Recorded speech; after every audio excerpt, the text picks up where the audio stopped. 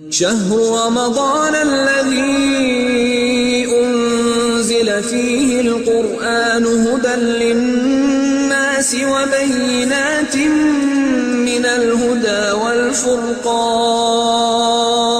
شهر رمضان الذي أنزل فيه القرآن هدى للناس. رمضان کو گزارا کیسے جائے، پروگرامز کیا ہوں اس میں، یعنی آپ کا اتنا بہترین مہینہ ہے، آپ چھٹیاں کبھی اپنے جو وہ کرتی ہیں، پروگرامنگ کرتی ہیں کہ بھئی فلاں جگہ جائیں گے، فلاں تاریخ کو وہاں جائیں گے، اس کے بعد وہاں جائیں گے، اس کے بعد وہاں جائیں گے، اتنے دن یہاں رہیں گے، وہاں یہ کریں گے، پورا ایک پروگرام ہوتا ہے نا. تو یہ بھی آپ کے پاس ایک روحانیت کو اپنی قوی کرنے کا ایک پروگرام ہے اس مہینے میں. اس کو کیسے گزاریں، اس میں چند چیزوں کا آپ کو ایسی پروگرامنگ کرنی پڑے گی. پہلی تو چیز یہ کہ مستحب کاموں کی تلاش کریں، سوچیں کہ آپ نیکیاں ہم کون کون سی کریں، ایک لسٹ بنا کے رکھیں، کاپی ایک مینٹین کریں کہ اچھا مجھے یہ کرنا ہے، اتنی تلاوت کرنی ہے، اتنی فلاں چیز کرنی ہے، اتنے غریبوں کی امداد کرنی ہے، اتنے پیسے صدقے میں دینے ہیں، فلاں چیز کرنی ہے، یہ کتاب ہے میں فلاں کو گفٹ میں دوں گی، یہ اس طرح سے کروں گی. پورے آپ دیکھیں گے کاپیاں بھرتی چلی جائیں گی اور آپ دیکھیں گے ارے بہت مزہ آپ کو آئے گا کہ واقعی نیکیوں کی اس طرح سے، جس طرح تھنگس ٹو ڈو اور وہ سب کو جو آپ پورے چارٹ بناتی ہیں کہ آج کے دن مجھے کیا کرنا ہے کیا کرنا ہے، اس طرح کی پروگرامنگ آپ اپنی کریں. فلاں دعا پڑھنی ہے، اس کے بعد یہ کرنا ہے، پھر گھر کے یہ فلاں کام نمٹانے ہیں، والدہ کا ہاتھ بٹانا ہے، اور اس کو یہ سب فائدے، ثواب اور فائدے آپ کو لیتی چلی جائیں.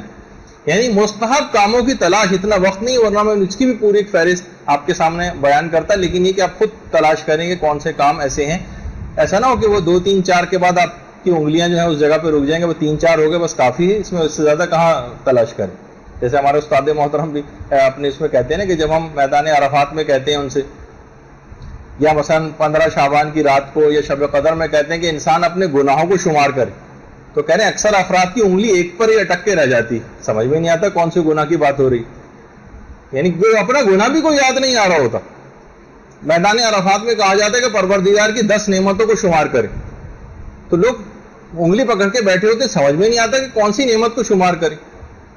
تو ایسا دماغ بعض اوقات معاف ہو جاتا ہے. تو مستحب کاموں کی تلاش، آپ باقاعدہ ایک لسٹ بنائیں. ابھی آپ کے پاس 1 آدھ روز اور ہے، بس یہ ہو گیا کہ حالات کی وجہ سے یہ 1 ہفتہ ڈیلے ہو گئی کلاس، ورنہ پچھلی دفعہ ہی بات بیان ہو جاتی تو آپ کے پاس اور وقت آ جاتا. بہرحال مستحب کاموں کی تلاش کریں. پھر دوسری کہ دروس کے اگر کوئی پروگرام کسی جگہ پہ ہو رہے ہوں تو اس میں آپ شریک ہوں، اور اگر کسی جگہ نہیں ہو رہے تو اپنے علاقے میں، اپنے گھر میں بھی آپ بہت سی چیزیں شروع کر سکتی ہیں. اپنے گھر میں ایک ہفتے ایک کے گھر میں ہو جائے، دوسرے ہفتے دوسرے گھر میں ہو جائے. اسی طریقے سے ہی جو ہے دین کا کام آگے بڑھتا ہے. بس گھر میں صرف افطاریاں پکتی رہیں اور سحریاں پکتی رہیں، اور ٹی وی اور وہ بھی یہی فریضہ انجام دے رہا ہے. جتنے باہر بورڈ لگے ہوئے ہیں صرف اور صرف کھانوں ہی کو پروجیکٹ کر رہے ہیں، گویا صرف رمضان صرف تھوڑی سی دیر رکنے کا اور اس کے بعد فقط کھانے پینے کا نام. میں کتاب بھی ایک دفعہ خرید کے لے کر آیا تھا، ایک عام مسلمانوں کے بک اسٹال وہاں پہ تھی، اکابر کا رمضان.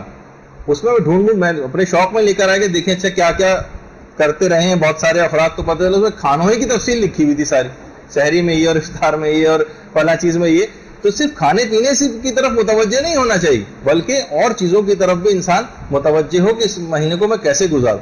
تو دروس کے ایسے پروگرام، اس میں یقیناً معرفت کی باتیں ہوں گی، اس میں احکامات بیان کیے جائیں گے، اس میں انسان کی روحانیت کو قوی کرنے والی بہت سی چیزیں ہوتی ہیں. اچھا اگر کہیں جانا ممکن نہیں ہے، انعقاد ممکن نہیں ہے، تو آپ مدرسے کی لائبریری کی ممبر بن کے CD لیں، کتابیں لیں.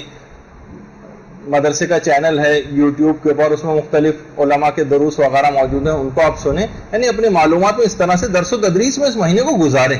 یہ خود اس کے پروگراموں میں خاص طور پر شامل ہونا چاہیے. سوتے ہوئے اور کھاتے ہوئے اس مہینے کو صرف گزارنا نہیں چاہیے. اس کے بعد کتب کا مطالعہ، یہ ضرور اپنی لازمی طور پر زندگیوں میں شامل کریں. دیکھیے کتاب اگر کوئی شخص نہیں پڑھے گا، صرف ہم پچھلے جو یہاں پہ سینئر گروپس ہیں ان کو بھی اکثر و بیشتر ڈانٹ پھٹکار ہوتی رہتی ہے اس معاملے میں کہ صرف مدرسے میں پڑھائے جانے والے نوٹس کی حد تک اگر آپ رہ گئیں تو کوئی خاص آپ کو علمی ترقی نہیں کر پائیں گے. ظاہر ہے یہاں پر 1 ہفتے میں 1 کلاس ہوتی ہے، اتوار کے دن یہ صرف آپ آتی ہیں 3 گھنٹے کی، اس میں چلیں 2 لیکچرز آپ کے ہو گئے، یہ بہت ناکافی. سال بھر میں اگر کریں، چھٹیاں وٹیاں سب نکال دیں تو کتنا کم وقت آپ کے پاس بچتا ہے. تو آپ اس کمی کو کیسٹوں کے ذریعے اور کتابوں کے مطالعے کے ذریعے پوری کریں. تو بہت سی چیزیں محتاج نہیں ہوں گے کہ اتوار کو جائیں گے تو ہم کچھ حاصل کریں گے باقی پورے ہفتے ایسی گھر میں بیٹھے ہوں. نہیں، کتاب مطالعہ کتب کے عادی بنے، اچھی اچھی کتابیں. ہر خاتون کی میں توقع کرتا ہوں کہ ہر ایک کے پاس اپنی ایک ذاتی لائبریری ضرور گھر میں ہونی چاہیے، چاہے ایک شیلف پہ مشتمل ہی کیوں نہ ہو. پھر آہستہ آہستہ اس کو بڑھاتی جائیں، لیکن ایک ذاتی لائبریری. ٹھیک ہے ابا کی ہے، بھائی کی کوئی ہے نہیں، آپ کی اپنی ایک ذاتی لائبریری ہونی چاہیے. چاہے وہ کتنی کم کتابیں 10-15 کتابوں سے اس کا آغاز کریں، لیکن ہونی چاہیے. تو اس کی طرف زیادہ سے زیادہ کوشش کریں، رغبت کریں. اگلی چیز یہ ہے کہ ایسے افراد کی آپ کو مدد کرنی ہے جو مالی لحاظ سے، فکری لحاظ سے، اعتقادی لحاظ سے یا میدان عمل میں کمزوری کے اعتبار سے ہوں. ان کی کمک اور مدد آپ کو کرنی. صرف ہم مدد صرف پیسوں ہی کی مدد کو سمجھتے ہیں.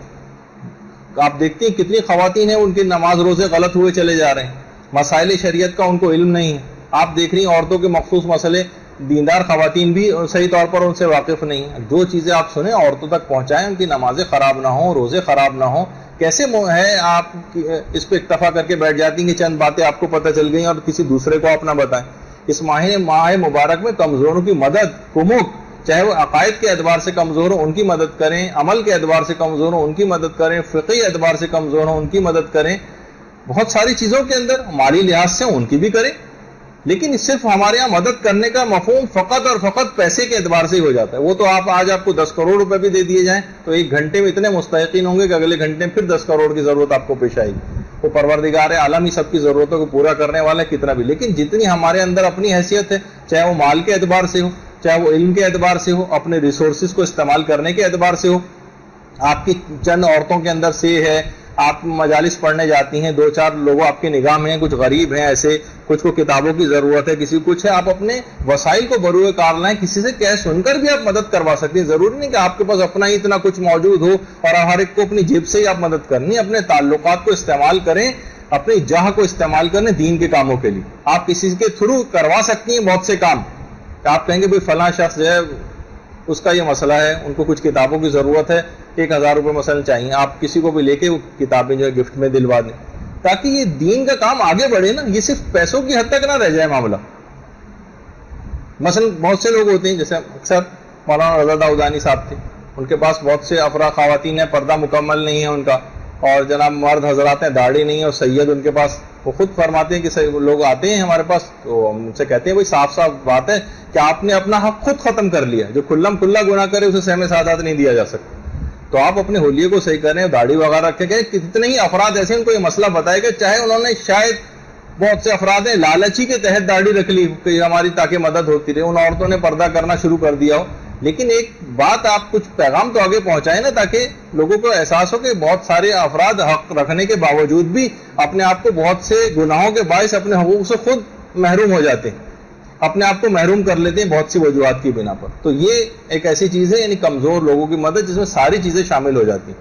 آپ باقاعدہ صرف سننے کی حد تک، یہ نوٹس بنانے کی حد تک نہ رہے گا جب تک عمل نہ کریں، ورنہ یہ سب بیکار. ورنہ تو کتابیں کے قبرستان بھرے پڑے ان تمام چیزوں کے اذکار سے، وہ لے کے آپ بھی شیلف کے اندر بھر لیجئے. اگر عمل نہیں کرنا تو پھر کوئی فائدہ نہیں.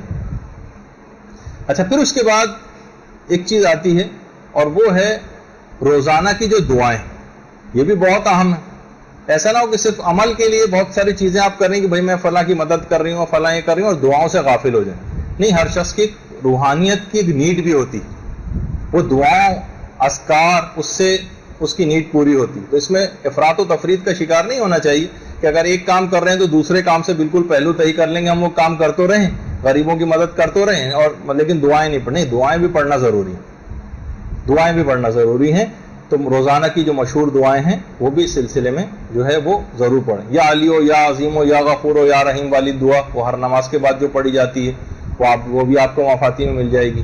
ماہ مبارک رمضان کی روزانہ کی جو دعا اللہم ادخل علی اہل القبور السرور، رمضان میں پڑھنے کی کچھ خاص دعاؤں میں سے یہ بھی آپ ضرور اس میں پڑھیں. مفاتی کھولیں، اس کے اندر یہ سب دعائیں آپ کو لکھی ہوئی نظر آ جائیں گی. اللہم ارزقنی حج بیتک الحرام فی عامی ھذا و فی کل عام، یہ والی جو دعا ہے یہ بھی آپ کو مفاتی اور دیگر کتابوں میں مل جائے گی. تو کچھ ایسی چیزیں ہیں کہ آپ لازمی ان دعاؤں کو روزانہ پڑھنے کی جو ہے عادت ڈالیں.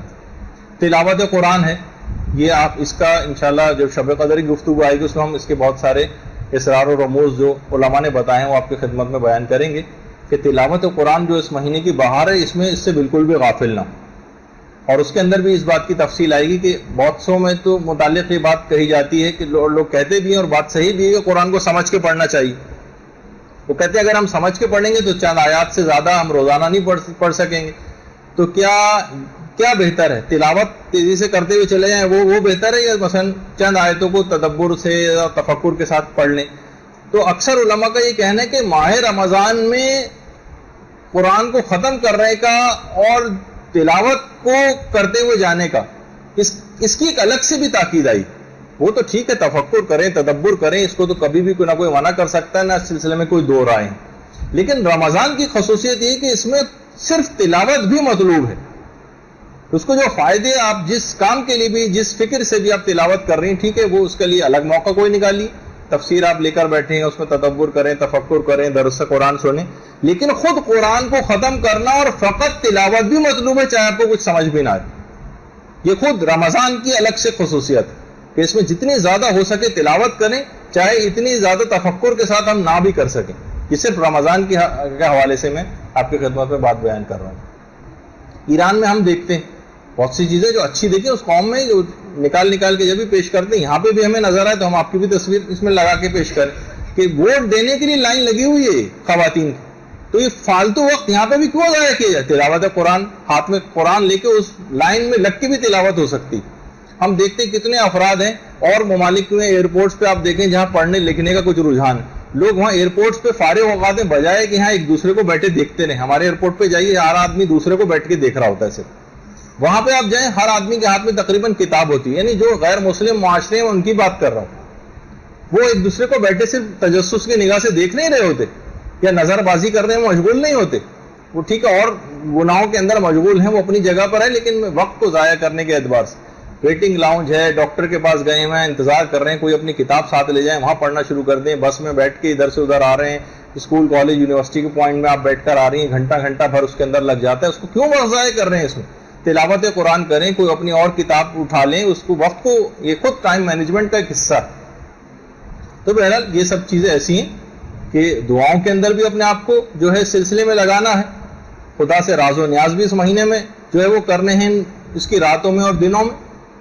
تو یہ تمام چیزیں ایسی ہیں کہ دعائیں اور یہ سب کچھ مفاتیح الجنان اٹھائیں، اس کے اندر مشغول ہوئیں. واقعی یہ مہینہ مکمل ثواب اور فائدوں کو اٹھانے کا مہینہ ہے. تو یہ ہے.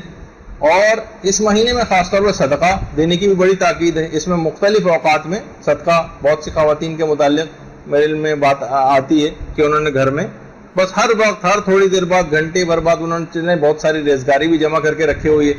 ہر تھوڑی دیر جب بھی گزر رہی ہیں وہاں سے نکالا انہوں نے، اسے ریزگاری اٹھائی اور صدقے کے باکس میں ڈال دی، جو پہلے سے اجازت یافتہ ہے. ایسا باکس ہے جو کہ حاکم شرع سے جو صدقے کے مسئلے میں نے اس سے پہلے بیان کیے تھے، یا کسی غریب سے اجازت لی ہوئی ہے کہ اس کو جمع کر کے ایک ساتھ دے دیا جائے گا. تو ہر موقع، ہر لمحے، آتے جاتے ہر وقت صدقات کہا جاتا ہے نا روایتوں میں کہ انسان قیامت کے میدان میں اپنے صدقات کی چھاؤں میں ہوگا. یعنی جتنے زیادہ اتنے صدقات دیے ہوں گے، اپنی زندگی کو لگائی، چاہے روزگاری جمع کر کے بار بار دن میں، ورنہ ہوتا نا کہ دن میں صبح میں ایک دفعہ دے دی، ایک دفعہ رات میں دے دی، نہیں، کئی دفعہ بھی دینے کی. نیکیوں میں کیا پریشانی ہے کہ اس کو متعدد بار نہیں انجام دیا جا سکتا. جتنی دفعہ ہو سکے آپ کوشش کریں کہ صدقات وغیرہ بھی اس انداز سے آپ دیتی رہیں. 70 بلائیں ہر دفعہ دور ہو جاتی ہیں، تو بار بار دینے سے جتنی دفعہ دیتی جائیں گی اتنی 70 بلائیں دور ہوتی چلی جائیں گی. اور پیغمبر اسلام کی جو احادیث میں سے بھی ہے، اللہم صلی علی محمد،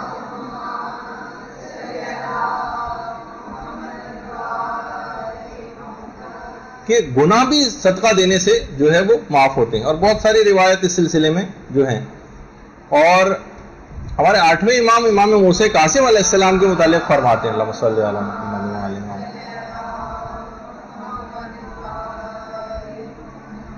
یعنی 8ویں امام کہتے ہیں اپنے والد 7ویں امام کے متعلق کہ میرے بابا رمضان کی آخری تاریخوں میں ہر رات 20 رکعت نماز مستحبی بڑھا دیا کرتے تھے.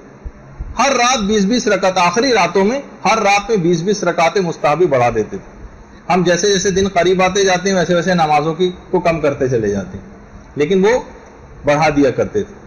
اچھا، اب اس میں آپ کو زبان کے اوپر بہت زیادہ کنٹرول رکھنا ہے، اس کا خیال کرنا ہے. آنکھوں کے اوپر بہت زیادہ کنٹرول جو رکھنا ہے. حرام چیز کوئی نہ ہو، رشوت خوری اور مختلف چیزیں یا مال حرام اس طرح سے کمانا، اس پہ اپنے آپ کو کنٹرول رکھنا. اور ایک چیز اور دیکھیے، بہت ساری طبیعتیں ایسی ہیں کہ ان کی طبیعتیں عام دنوں میں روزہ رکھنے پر تیار نہیں ہوتی. ٹھیک ہے، ہمیں پتا ہے، ہمیں بہت زیادہ ثواب معلوم ہے، لیکن کیا کریں، دل نہیں چاہتا روزہ رکھنے کو. ہمیں پتا ہے کہ لوگوں کی امداد کرنے کا اور صدقات دینے کا کتنا ثواب ہے، لیکن انفاق فی سبیل اللہ کے اوپر دل زیادہ تیار نہیں ہوتا، ہاتھ جیب کی طرف زیادہ جاتا نہیں ہے اس سلسلے میں. ٹھیک ہے، نمازیں جو ہیں، ہمیں پتا ہے کہ رات کو شب بیداری کی کتنی تاکید ہے، نماز شب پڑھنے کی کتنی تاکید ہے، لیکن نماز شب کے لیے کوشش کے باوجود اٹھا ہی نہیں جاتا. ان لوگوں کے لیے بھی ایک آسان حل بتایا گیا ہے. وہ افراد، اور یہ حل جو بتایا ہے ہمارے چھٹے امام جعفر صادق علیہ السلام نے بتایا، صلی اللہ علیہ وسلم، کہ جن کی طبیعتیں انفاق فی سبیل اللہ پر، انہیں صدقات دینے اور مال خرچ کرنے پر راغب نہیں ہوتی، جو راتوں کو اٹھ کر شب بیداری کے اوپر جن کی طبیعتیں تیار نہیں ہوتی، جن سے مستحبی روزہ نہیں رکھا جاتا، امام فرماتے ہیں ٹھیک ہے اگر یہ نہیں کر پاتے تو یہ چاہیں یہ چیزیں نہ کریں کیونکہ طبیعت ان کی مائل نہیں ہے اس طرف، لیکن ان کو پھر تسبیحات اربع پڑھنے سے بخل نہیں کرنا چاہیے. ایسے افراد کے جو ان تینوں کام نہیں کر سکتے، ان کو چاہیے کہ کم سے کم، یہ میرے اپنے الفاظ ہیں، کہ ان کو چاہیے کم سے کم ایک تسبیح تسبیحات اربع، سبحان اللہ والحمد للہ ولا الہ الا اللہ واللہ اکبر، یہ کم سے کم روزانہ ضرور پڑھ لیں. تو ان کی وہ کمی جو یہ صدقات نہ دینے کی وجہ سے روحانیت میں کمی ہو رہی ہے، جو شب بیداری اور نماز شب نہ پڑھنے کی وجہ سے ان کے اندر ایک کمی آ رہی ہے، اور جو مستحب روزے رکھنے سے جو فائدے روحانیت کے حاصل ہو جانے چاہیے تھے وہ حاصل نہیں کر پا رہے ہیں، وہ تسبیحات اربع پڑھنے سے حاصل کر سکتے ہیں. یعنی یہ نہ ہو کہ بس ایک دفعہ پڑھ لی، کم سے کم ایک تسبیح، تو 100 کی ایک تسبیح روزانہ اگر تسبیحات اربع کی پڑھ لی جائے تو ان تمام ثواب کو دلوا دے گی. آسان ترین حل ان افراد کے لیے.